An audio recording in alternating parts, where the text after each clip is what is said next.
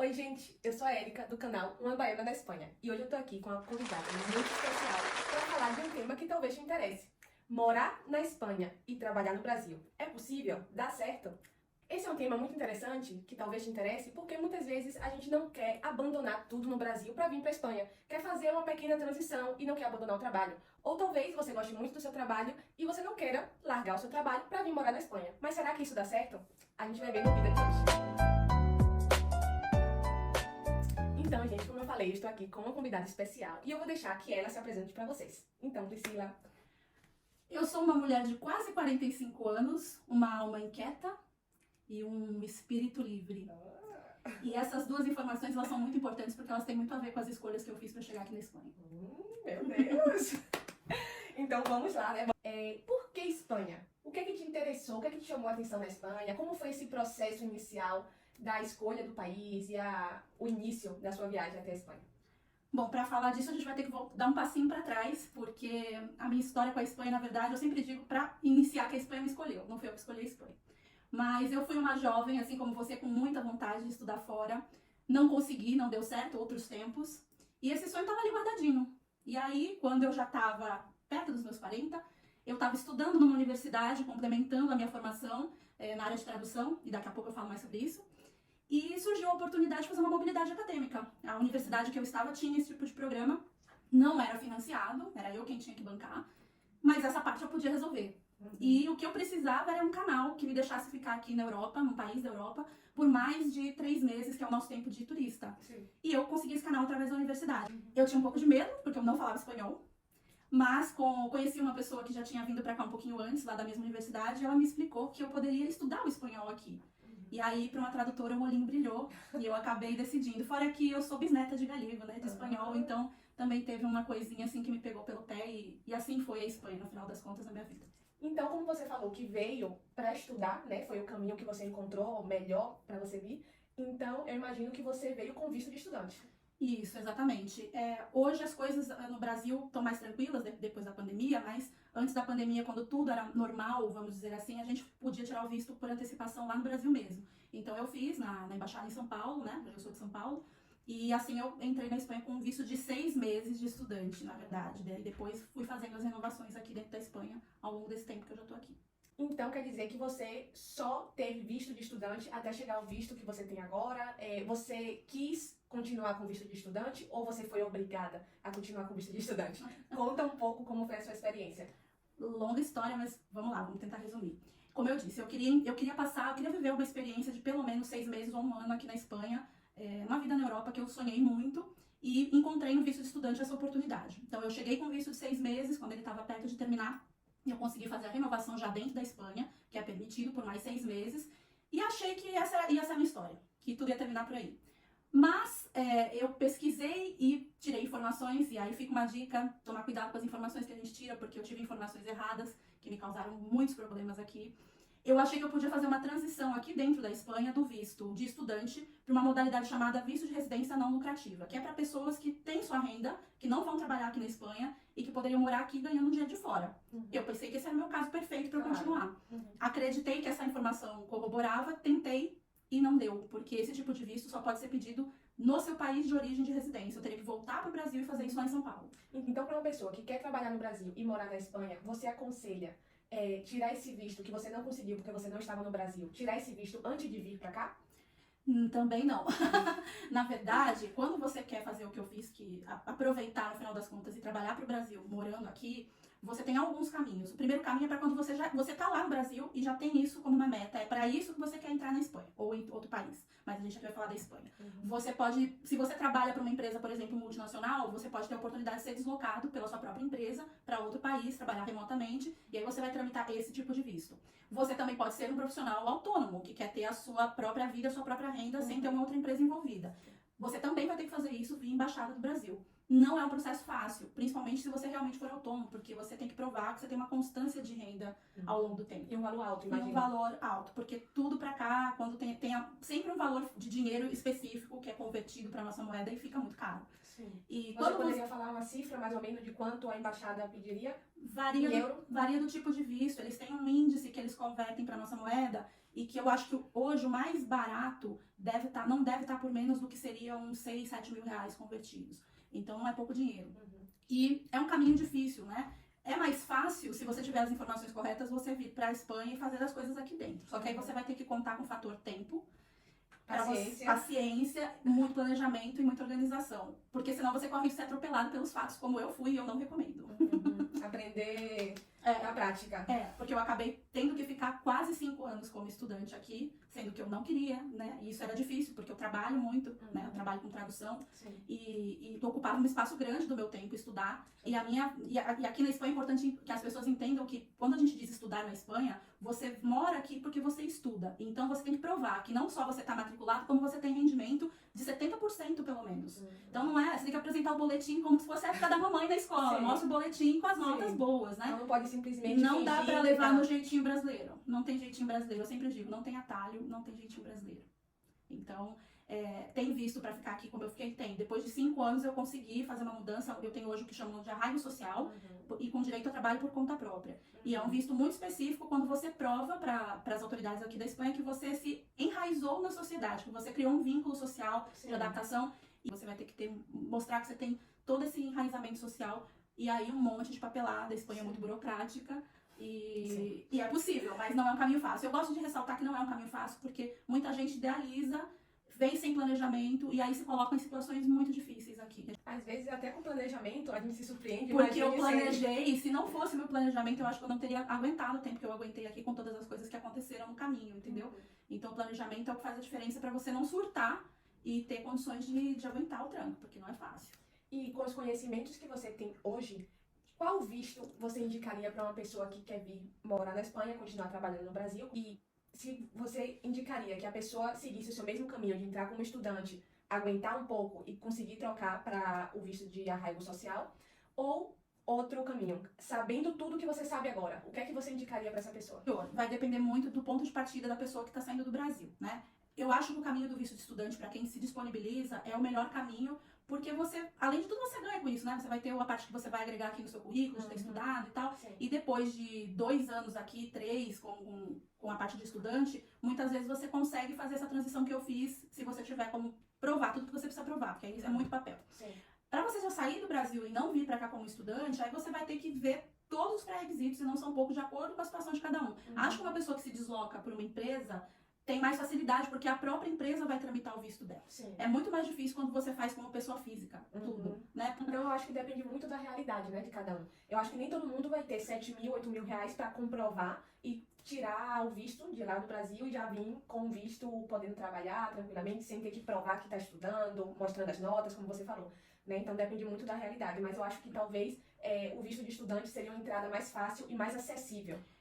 Eu só colocaria que é uma novidade que começou no ano passado, e eu acho uma porta interessante de entrada para esse mundo que a gente tem hoje, né? Que é o visto de nômade digital. Esse é um visto que eu acho que vale para quem tem já essa vida de nômade digital, quem trabalha com internet, tem muita gente que trabalha na área de tecnologia, desenvolvedores, ou como eu, que sou uma pessoa que trabalha com tradução, meu trabalho é todo online, existem 1000 outras, blogueiros, né? Tudo foi acelerado pela pandemia no digital. Então, eu acho até que eu daria como um conselho para uma pessoa que tem um sonho de liberdade geográfica, que é o que eu mais prezo na minha vida, escolha o caminho do digital, porque o caminho do digital vai te abrir muitas portas e possibilidades, né? Você pode ter 2, 3 contratos com empresas diferentes e mostrar isso para a Espanha e isso ser um caminho para entrar. É um visto que a tramitação, eles são chatinhos, mas uma vez que você mostra tudo, tem muita chance de dar certo. Eu acho um bom caminho para quem tá começando com essa ideia de não querer passar pelo que a gente passou de estudar, né? Nós recebemos algumas perguntas lá no Instagram, que eu vou fazer agora com a Priscila. Inclusive, se você não me segue ainda, segue lá, Erika Paixão, vou deixar aqui embaixo. Então me segue lá, porque aí você vai poder participar dos próximos vídeos, fazer perguntas. E é isso, então vamos lá. A primeira pergunta é: vantagens e desvantagens de trabalhar no Brasil e morar na Espanha. Como se organizar? Ixi, essa pergunta bom, eu vou dizer como funciona pra mim, né? Sim, fale da sua. Bom, eu acho que a desvantagem de você trabalhar pro Brasil, porque eu não trabalho no Brasil, né? Eu trabalho para o Brasil, como eu sempre digo. Trabalhar pro Brasil morando na Espanha é a moeda, né? Depois a gente pode falar melhor sobre isso. Porque eu agora já não mais, mas eu passei quase 5 anos vivendo totalmente em euro, ganhando em real. E a gente ouve muito, né, a frase, quem converte não se diverte. Então, a gente não converte e vai gastando nossos euros felizes. Mas, no seu caso, não dá. Você tem que converter, né? Você ganha em real. Tenho que converter e tenho que me divertir. Exatamente. Senão a vida não fica legal. E aí, como é que faz esse equilíbrio? Muito trabalho, né? Muita organização, porque realmente não dá. A gente tem que ser realista. Se eu ganhasse sozinha R$1.000, eu não poderia morar na Espanha. Porque convertendo esse dinheiro seria nada. Então, eu tenho uma consciência de que você vai ter que realmente se preparar para ganhar mais. Isso faz parte da organização, porque eu sou autônoma. Eu não trabalho hoje sozinha, eu tenho colaboradores, eu gerencio o meu negócio, mas eu não tenho um salário fixo todo mês. Mas com muitos anos, já são 20 anos que eu faço isso, eu posso dizer que eu tenho ali uma constância. E eu acho que isso que uma pessoa que trabalha por conta própria, que quer vir pra cá, precisa buscar. Você tem que ter noção real de quanto você consegue ter mensalmente e contar com essa média. E essa média você tem que fazer conta e ver se você consegue ter a vida que você quer ter na Espanha, né? E dependendo muito da cidade onde você vai morar, porque a gente tem a sorte de morar numa cidade de um custo de vida mais baixo, né? Eu não conseguiria ter a vida que eu tenho aqui em Jaén se fosse para morar em Madrid, por exemplo. E eu acho que isso é outra coisa que a gente também tem que ter em conta. Então, organização, planejamento é fundamental para poder converter e se divertir, né? Parte boa de morar na Espanha, eu sou apaixonada por esse país. Eu sou muito sincera, eu gosto muito. É uma vida muito tranquila, uma vida muito boa. Eu fiz muitos amigos aqui, que hoje são como uma família pra mim. Então, a qualidade de vida, que eu acho que foi o que mais me motivou a querer morar fora. Eu sempre tive muita vontade, era um sonho, mas eu passei por muitas coisas no Brasil que me fizeram querer sair do Brasil, que envolvem o tema da segurança. Então, meu top list, o meu item primeiro da lista hoje, se eu fosse dizer por que eu prefiro estar aqui e não no Brasil, pra mim é o tema da segurança, que aqui eu tenho e não me sentia segura. E no meu caso especificamente, eu tenho muitos traumas de coisas que me aconteceram, então, que me fazem preferir estar aqui. A Espanha é um país maravilhoso, né? Eu sou suspeita da falar. Sim, somos suspeitas. Vou passar para a próxima pergunta, né? Que seria, como organizar a rotina de trabalho e de vida com o fuso horário diferente? Para quem não sabe, o Brasil e a Espanha têm uma diferença de 4 horas. Então, aqui na Espanha, temos 4 horas a mais que o Brasil. E em um momento do ano, no horário de verão, essa diferença passa a ser 5 horas. Então, dependendo do seu trabalho, dependendo da demanda, de como te exigem, pode ser complicado, né, conciliar. Então, para você, como foi essa conciliação? Essa pergunta é muito boa, inclusive porque eu também posso comentar sobre a experiência de outras pessoas que eu vejo aqui passando muito perrengue, porque querem atender no horário do Brasil. Você tem que encontrar, na minha opinião, você tem que encontrar um meio termo. Porque se você tentar fazer o horário do Brasil, você não vai ter vida saudável na Espanha. Não dá, como você comentou, no horário de verão, que é do final de março até outubro, a gente tem 5 horas de diferença, ou seja, meio-dia no Brasil são 5 horas da tarde aqui. Eu, geralmente, tenho a maior demanda de trabalho, sempre chega depois do almoço do Brasil, né? Meio-dia, 2, 3. Então, eu estabeleci que eu trabalho das 9 horas da manhã da Espanha até, no máximo, às 6, 7 da noite da Espanha. E o que sobrar vai ficar para outro dia. Não tem mágica, porque senão você não tem vida, né? Você meio que faz essa roda girar com esse delayzinho para você poder aproveitar. E aí, de certa forma, você compensa, porque na parte da manhã da Espanha é madrugada no Brasil.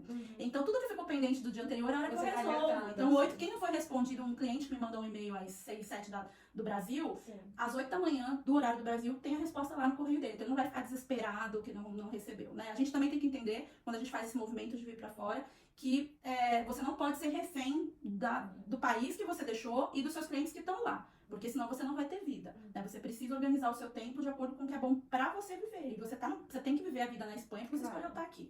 Não tem como você não viver. Eu tenho uma amiga que atende, ela é psicóloga, e ela às vezes atende sessão 2 da manhã, porque é o horário que o brasileiro lá tá podendo receber. Eu entendo a necessidade, mas eu acho que é difícil. Agora, também há que se dizer que eu tenho uma grande vantagem, e aí eu volto nos nômades digitais, e eu não dou expediente, né? Ou como essa minha colega que trabalha como psicóloga, ela tem que estar ao vivo ali naquela chamada para atender aquele cliente. Eu não. Meu trabalho é online, eu posso responder às 6, como eu posso responder no outro dia, 1 hora depois. Então, se for para escolher um caminho, é mais uma coisa boa dessa vida do digital, que você não tem que dar um expediente. Porque dar expediente no horário do Brasil fica puxado. Ainda mais quando são 5 horas no horário de verão, fica bem difícil. Outra pergunta que saiu muito foi a questão dos impostos, né? Então, por exemplo, existe algum problema de trabalhar no Brasil e morar na Espanha com relação a declarar renda? Como você faz com a questão dos impostos? Então, com relação a imposto, vai depender muito da situação que você tem. Então, quando você é um estudante na Espanha, não interessa para a Espanha de onde vem o seu dinheiro. Até porque geralmente o estudante ele não vai ter um rio de dinheiro, né? A gente sabe que a vida de estudante é difícil. Não é fácil. Então não interessa se você tá aqui na Espanha, mas o seu dinheiro vem do Brasil, você é um estudante, não faz diferença quanto entra na sua conta ou quanto sai. E se você trabalha como eu trabalhava pro Brasil, e no Brasil eu declaro imposto de renda, então minha vida de residente do Brasil fiscal continuava a mesma, declarando imposto, pagando imposto igual todo mundo, conforme o calendário do Brasil. Quando você já passa a ser um residente fiscal aqui na Espanha, que agora é a nova situação que eu tô, o que a gente deve fazer é a declaração de saída fiscal do Brasil. Se você passa a não trabalhar mais para o seu país, você não tem necessidade de ter declaração ali. Você teria que declarar só no país que você realmente reside, que no caso agora seria a Espanha. Eu ainda trabalho para o Brasil, então eu tenho 2 vidas fiscais. E aí quando você tem 2 vidas fiscais, com a Espanha existe um acordo para que você não sofra tributação dobrada. Alguns países, o Brasil tem acordos com alguns países. Portugal, Espanha, vários. Tem alguns que eles não têm, e aí quando não tem é problema, porque você vai ter que declarar imposto nos 2 países e ser tributado altíssimo. Quando você tem esses acordos, você vai ter a declaração do país que você mora, e aí você compensa o que você pagou de um país para o outro. Você vai ter que ter assessoramento fiscal, contábil para fazer isso, mas você vai ser tributado, você não vai ser tributado 2 vezes, né? Porque eu, por enquanto, ainda não dei saída definitiva do Brasil e continuo pagando imposto lá e imposto aqui. Sim. Não é pouco imposto, minha gente, mas é isso, é a vida. Só não paga imposto quem não ganha dinheiro. Se ganha dinheiro, paga imposto, né? A parte ruim de ganhar dinheiro. Então, você falou sobre a questão de assessoria, né, para as pessoas que querem fazer o imposto de renda, que tem essa questão de morar em um país e trabalhar em outro. E eu acho que essa pergunta, poderíamos conectar essa pergunta com a pergunta de uma seguidora, que pergunta: você contratou algum advogado ou consultoria para ajudar no processo? Nesse caso, no processo para você vir morar na Espanha e continuar trabalhando no Brasil. Pega uma caixa de lenço, minha gente. Brincadeira. Hashtag só que não. Pra vir pra Espanha, eu fiz tudo sozinha. Até porque não é, de verdade, uma coisa muito complicada. Quando você vem pra estudar, você não tem... Os documentos são razoavelmente poucos, meio óbvios até, matrícula, uma declaração de renda, enfim, coisas básicas assim. E o mais importante é essa chancela, né, da universidade daqui que vai te receber. E isso é meio que a porta aberta pra você entrar de uma maneira muito mais fácil. Então eu fiz tudo sozinha quando cheguei. Na renovação aqui na Espanha, a mesma coisa, também não é difícil. No site do governo da Espanha tem todos os documentos que você precisa, o procedimento não é uma coisa complicada. Melhorou bastante nesses 5 anos, infelizmente, digo, por conta da pandemia, se acelerou, mas o resultado foi bom. Porque a gente hoje tem muitos trâmites que a gente pode fazer pela internet, coisa que antes a gente tinha que fazer tudo ao vivo, era bem estressante, melhorou muito.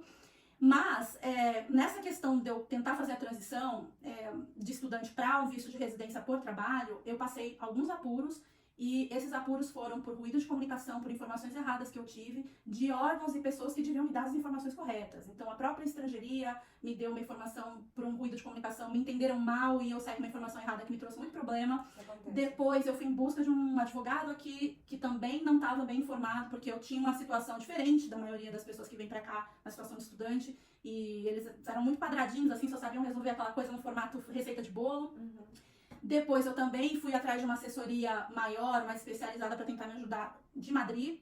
Uma assessoria feita por brasileiros, na esperança de que ser atendida por brasileiros que sabem da nossa dificuldade, eu ia, né, ter o que eu precisava, e fui também muito desaconselhada, mal aconselhada, para falar a verdade.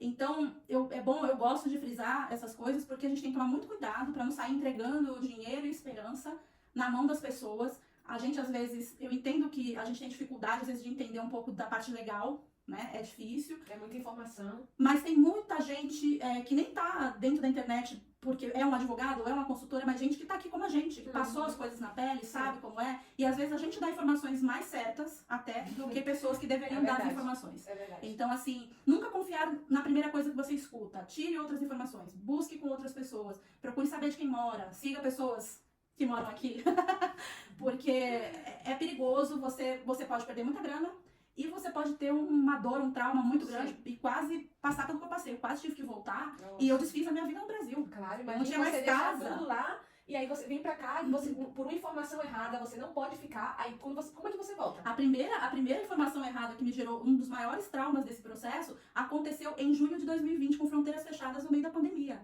Eu não tinha como voltar. Eu não tinha casa pra voltar, não tinha voo, e eu fui vítima de uma informação errada, que me trouxe muitos problemas, né? Sim. E aí eu fui no desespero, renovando como estudante, pingando de curso para outro, para ir ficando, até eu ter o tempo necessário para não perder esse tempo que eu já estava Sim. aqui e conseguir fazer a mudança que eu fiz agora, né? Já tem alguns meses para viver a parte boa do alívio de quando você consegue mudar. Mas eu digo isso porque eu não tinha a intenção de passar 4, 5 anos aqui estudando. Porque Claro. quem vem, por exemplo, para estudar, fazer um mestrado, fazer um doutorado, fazer uma graduação e vem com isso muito claro, é uma experiência maravilhosa, é riquíssimo. Você tem o quintal da Europa à sua disposição para você fazer estágios, conhecer outros lugares a partir dessa universidade. Então, vale muito a pena vir para estudar, que não era o meu propósito, porque eu já tenho uma faculdade, um mestrado, um doutorado, né? Eu estava em outro momento da minha vida. Cansa, assim. Depois que você termina, eu não quero mais saber da universidade. Mas eu acho muito bom frisar muito o cuidado na informação que a gente tira. Sim. Procurar. E não é porque tá no Instagram, na internet, com um rótulo de assessoria ou de consultoria que tem 800 mil seguidores. Não se fiem disso. Não Sim. se fiem disso. Busquem Sim. incessantemente, perguntem, porque tem muita gente disposta a dar essas informações, inclusive de graça, sem cobrar. Como a gente está fazendo aqui, Como a gente né? está fazendo Não aqui. tem nenhum incentivo financeiro, mas o nosso incentivo é ajudar outras pessoas. Que a gente sabe a dor que é, né? A gente sabe. E eu acho que, além disso, do que você falou, muito do que a gente está falando aqui é a experiência de Priscila, né? Então, eu acho que tudo que a gente trouxe aqui pode te ajudar muito, pode ajudar alguém nesse processo de vir morar na Espanha e talvez continuar trabalhando no Brasil, mas cada realidade é uma realidade, né? A gente falou aqui nesse vídeo e é bom frisar outra vez que cada realidade é uma realidade. Então, a partir de tudo que a gente falou aqui, eu acho que você pode ter uma bagagem para começar, uma base legal, mas para você pesquisar, para você ir atrás da informação, para você ver o que é que se adapta a você, o que não, né? Então, é muito importante isso porque às vezes o que é certo para você não é certo para o outro. Então, parece que você deu informação errada, mas na verdade foi o seu processo, foi a sua vivência, né? E aconteceu isso comigo aqui também, de eu perguntar algumas coisas no grupo e as pessoas estão querendo ajudar, mas as pessoas tiveram outra realidade, outra experiência. Então a pessoa te dá uma informação ali, nossa, aí você já entra em pânico, porque como pode ser, mas às vezes tem 2 caminhos, né? Você escolheu ou vários caminhos, né? Então você escolheu esse outro caminho, esse caminho que você decidiu fazer e talvez para essa outra pessoa pode ser muito válido, muito valioso, né? Saber o caminho que você escolheu para falar, nossa, olha, ela fez isso. Ela disse que isso foi legal e isso não foi tão legal. Então, talvez eu siga até aqui o que ela seguiu e depois eu vá para o meu caminho, né? Então, é muito importante. Eu acho que essa pergunta trouxe um tema muito legal da gente saber a importância do conhecimento. O conhecimento, a informação, pode te ajudar ou pode te atrapalhar se você aplicar mal, se você não souber adequar aquela informação para você. Então, é um conselho que tanto Priscila como eu dou, de ficar muito atento em relação à informação, de reforçar. Se tiver que mandar e-mail para várias pessoas, seja chato, mande e-mail, pergunte, tenha ali aquela prova ali com você, que eu acho que é muito melhor você ser chato do que você passar perrengue, ou ter que voltar, ou ter que gastar dinheiro à toa, enfim, várias consequências, né? Então, gente, tá chegando ao fim, né? Eu acho que o papo foi muito valioso, a gente aprendeu muitas coisas com a experiência de Priscila, e eu queria te perguntar se você tem alguma coisa para falar para quem tá querendo vir pra Espanha, continuar trabalhando no Brasil, e, enfim, quem se identificou com a sua história. Então, se você tiver uma última mensagem aí para passar para essas pessoas. Olha, eu acho que eu vou colocar nessa última mensagem uma coisa que acho que a gente tangenciou, mas a gente acabou não falando, que quando a gente vai para um outro país, a gente tem que ter consciência de que nós é que somos o estranho no ninho. Um país não vai mudar porque você tá lá, você não é o alecrim dourado que foi morar naquele país. E eu falo isso assim de todo o coração, porque é difícil. Até quando você gosta do país, e eu sou apaixonada pela Espanha, tem muita coisa que é o choque cultural, a dificuldade, você vai ter que lidar com essa demanda o tempo todo, e eu não aconselho você se isolar no gueto, vou encontrar meu grupo brasileiro e vou ficar ali. Isso é uma cilada. É óbvio que é bom, a gente tá aqui, 2 brasileiras vindas do Brasil pra cá, e a gente se apoia nisso, né? É bom poder falar a nossa língua, é bom a gente poder não ter que explicar uma gíria, uma cara, uma expressão que no Brasil a gente faz. Isso não tem preço, porque a gente, ao passar do tempo, eu fiquei 3 anos sem ir pro Brasil a primeira vez, e eu sentia falta de escutar português pela rua, que é uma coisa que aqui em Rainha a gente não vai escutar, porque é uma cidade atípica, né, nesse sentido.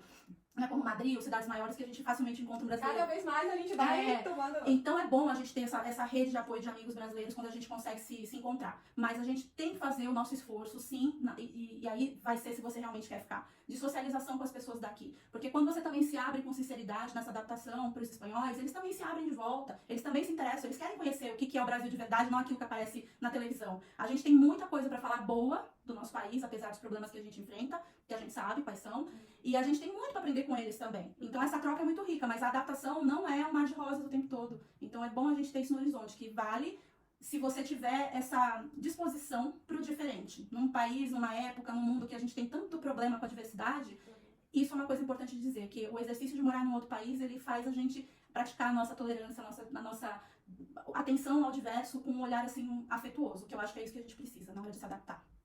Ai, Priscila, muito obrigada, de verdade, por aceitar o convite, por passar toda a sua experiência, passar todo o conhecimento, que é tão importante.